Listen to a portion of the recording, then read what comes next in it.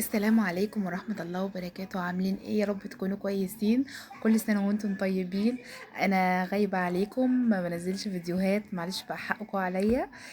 بس النهاردة هعمل معاكم وصفة حلوة قوي لكنافة. طبعا رمضان يعني كنافة يعني حلويات. هعمل معاكم طريقة حلوة قوي سهلة وخفيفة، ان شاء الله تعجبكم. يا ريت اللي يشوف الوصفة بقى تدعموني بلايك واشتراك للقناة وتكتبوا لي كومنت حلو منكم. انا هنا معايا نص كيلو كنافة. انا مش هعمل حاجة، بس ان انا هفركها بايدي كده بس. انتوا بس بتجيبوها، بتحطوها شوية في التلاجة علشان تبقى سهلة عليكم وانتوا بتقطعوها او بتفركوها بايديكم، او بتقطعوها باي حاجة، او بتحطوها في الكبة وبتتأكدوا ان هي كلها بقت مقاس واحد. هنا كنت بوريكم ان الكنافة بتتقطع بسرعة لان انا كنت حطاها في التلاجة اول لما جبتها. آم، بس انا فركتها بايدي بس كده وخلاص. هنا كنت بقول لكم ان انا عملتها وان هي كلها هي مقاس واحد.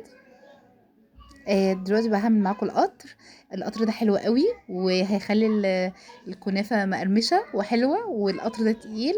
معانا هنا كوبايتين سكر، وكوباية مية، ونص ليمونة، وكيس فانيليا بيخلي للشربات ريحة حلوة قوي وطعم حلو. بس انا هحطهم بقى على النار، مش بقلب خالص علشان ما تسكرش معاكي الشربات.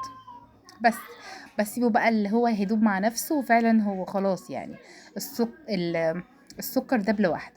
هنا كنت بوريكم ان الشربات خلص، وشوفوا تقيل ازاي. هنا كنت بقرب لكم عشان تشوفوا. لازم تمسكوه بايديكم كده وتشوفوا بيلزق معاكم ولا لا. لو بيلزق يبقى هو كده خلص. دي بقى الحشوه اللي هنحشيها في الكنافه.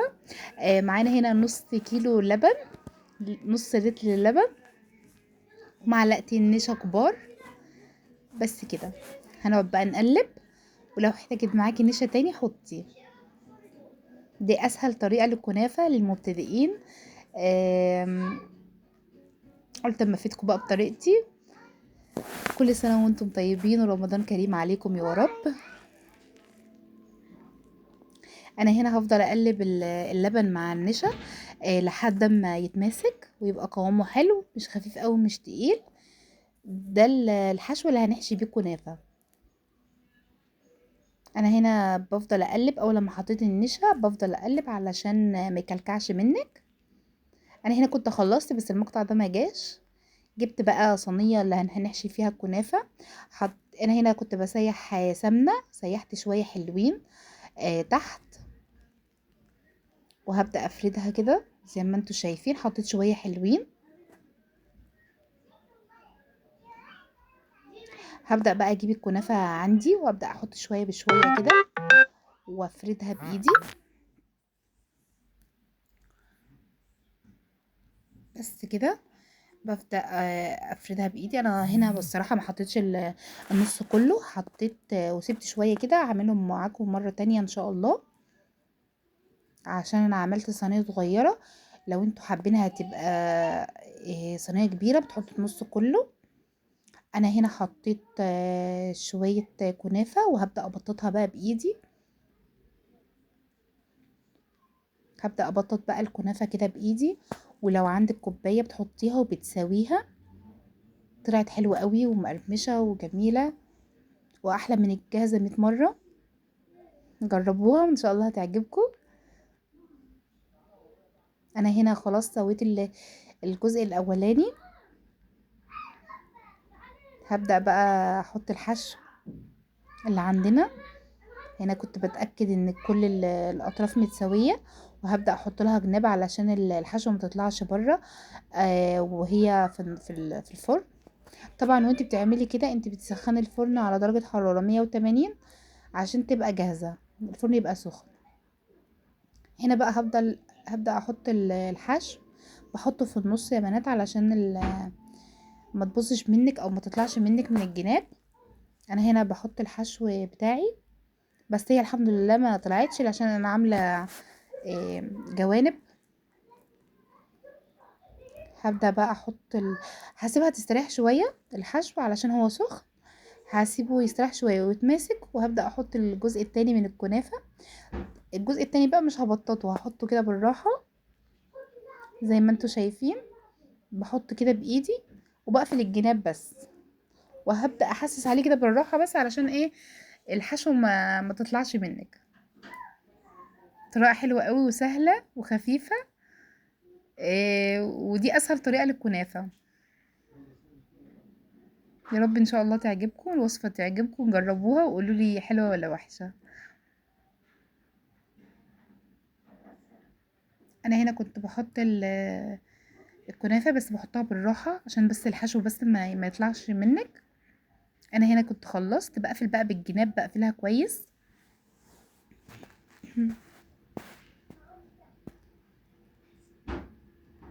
زي ما انتوا شايفين انا كده خلاص قربت اخلص. بتاكد بس انها اتقفلت كويس. ولازم يا بنات لما تحطوا الشربات يبقى ساقع، يعني ساقع. انا عشان كده انا عملته في الاول خالص وسبته يسقع، حطيته في التلاجة يسقع عقبال لما الكنافه تخلص معانا.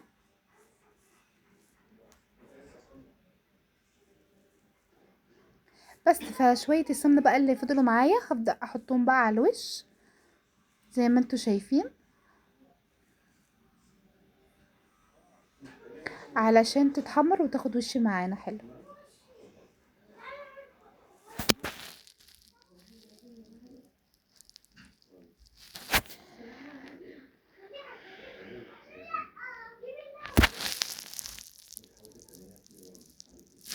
هبدأ بقى ادخلها الفرن معايا. بصوا هي بتفك من الجناب، وبتبقى قرصة حلوة قوي هنا بعد ما طلعت لونها جميل جدا وذهبي. هبدأ بقى احط الشربات بتاعنا وهي سخنة. وان شاء الله يا رب تعجبكم الوصفة، وقولوا لي اعمل لكم وصفات ايه تانية. إيه، واستنينوا فيديوهات تانية كتير قوي قوي قوي قوي. وهعمل لكم وصفات حلوة قوي وفيديوهات احلى ان شاء الله. يا رب الفيديو يكون عجبكم. هنا هقطع بقى معاكم الكنافة وهوريها لكم من جوه. هسيبكم بقى تشوفوها، واستنوني في فيديو جديد. باي باي.